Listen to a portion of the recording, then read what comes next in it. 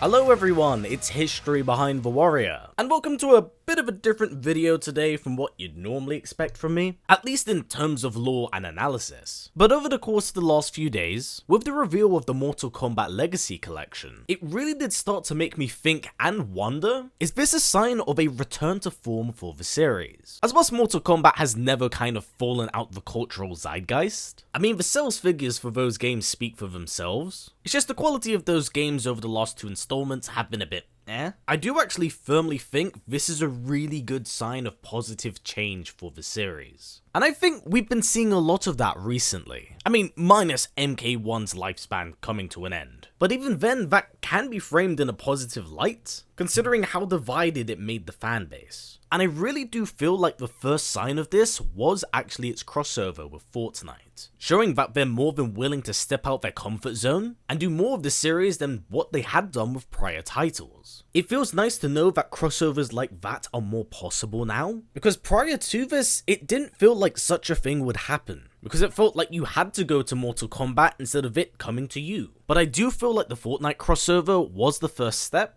of what will hopefully be many moving forward. And I think a sign of that positive change has come in the form of the Legacy Collection. But why is the Legacy Collection so unbelievably important right now? Well, in today's modern age media, where games can be erased, sunset, or completely delisted, not only do I think is the Legacy Collection a wonderful thing, but it's a sign that fan reception and fan demand can lead to something like this being possible. And I can't lie, I really do feel like this is something that Mortal Kombat desperately needed for a very long time now. Because you really do gotta keep in mind, there's at least 2 to 3 different generations of Mortal Kombat fans since the arcade era of games. Because of the time gap between these generations, a lot of that media is inaccessible, as many of those games haven't been given the opportunity to be released on a modern gen console, with the 3D trilogy of games being the perfect example of this. So when I say that the Legacy Collection is really important moving forward, I fundamentally really do mean that. Not even as just an MK fan, but someone who really cherishes that lost media. And along with this, the contents of the Legacy Collection is fundamentally super important for preserving that lost age and media, as it has a variety of different ports of Mortal Kombat 1 to 3, but also even the Game Boy Advance stuff. And whilst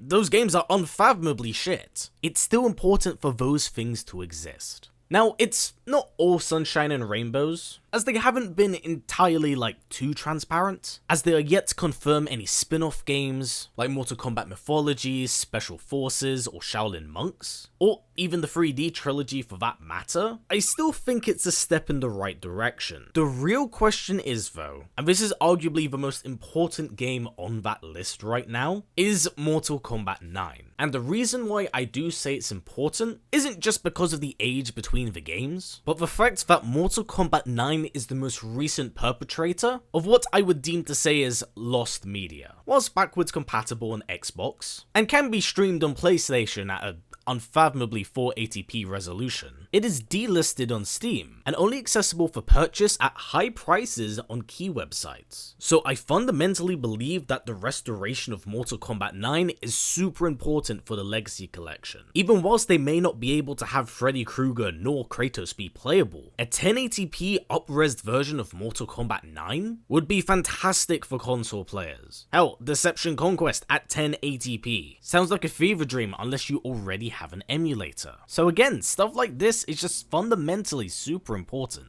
But you gotta keep in mind that these details aren't 100% confirmed. Now, if this is a sign and trend of what's coming from Mortal Kombat and NetherRealm Studios moving forward, then I think the direction we're heading down is going to be a very strong one. Not just allowing for crossovers to happen in-game, but to have it so Mortal Kombat characters can appear in other franchises now. Push it more into the limelight in a really good but healthy way. Because one of my biggest critiques of the series, especially over the last few years, is just due to the unbelievable amount of Mortal Kombat content we have. Now, that isn't inherently bad in nature. It's always awesome to get more media from a series you like. But the real issue that I've had is the lack of quality, time, and polish given to each of these products. A very clear sign of this has been Mortal Kombat 1, as well as even movies like Battle of the Realms. It's not all gloom and doom. But for every Mortal Kombat Snowblind, there is a Battle of the Realms or a Mortal Kombat 2021. There's glimmers of good stuff, but it's unfortunately oversaturated by bad stuff, drowned out as many of these projects have to reach a deadline. I mean, I couldn't think of a better example than the Chaos Reigns expansion, which had some really solid pacing in the first few chapters, only to drop off extremely hard in its finale. So I do hope that in the future, maybe things do slow down a bit. Quality over quantity, as they say. But ultimately, that is something we can only see in time, which is also why I'm incredibly cautious of the Mortal Kombat 2 movie, because this has been in production for a very long time, and does fall under the wave of what I would say is mass-released Mortal Kombat media. It's my one biggest worry about that movie, and is actually why I have not been covering it. So that said, my overall thoughts of the Legacy Collection is a really positive one, because I think this is a great way of tailoring to all generations of fans here. Whether you're from the OG arcade era of games, or introduced to Mortal Kombat through its expansive 3D era, or was even part of the series revitalization back in 2011, there could really be a little bit of something for